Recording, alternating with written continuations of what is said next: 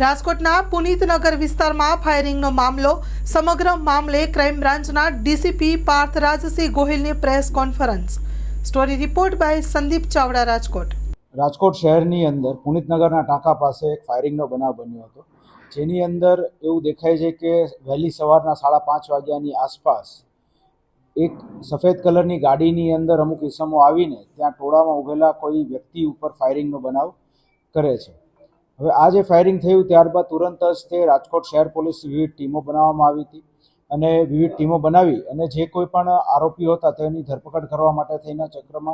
ચક્રો બધા ગતિમાન કરવામાં આવેલા. એ દરમિયાન રાજકોટ શહેર એસઓજીની ટીમને બાતમી મળેલ હતી કે જે એફઆઈઆરની અંદર જે નામો દર્શાવેલા છે તે લોકો અમુક પર્ટિક્યુલર જગ્યાએ છુપાયેલા છે અને તુરંત જ તે એસઓજીની ટીમ દ્વારા બધા જ આરોપીઓની અટકાયત કરીને આગળ કાયદેસરની કાર્યવાહી હાથ ધરવામાં આવેલી છે. આ જે બનાવ બન્યો તેનું મુખ્ય કારણ એ હતું કે આજથી આશરે એકાદ માસ પહેલાં જે આરોપી જે છે એફઆઈઆરની અંદર દર્શાવેલ સોહિલ, તેને જે સામેવાળા પક્ષ જે છે તેમાંના એક પરેશ ગઢવી નામના ઈસમની સાથે ઝઘડો થયેલો હતો અને આ ઝઘડો થયા બાદ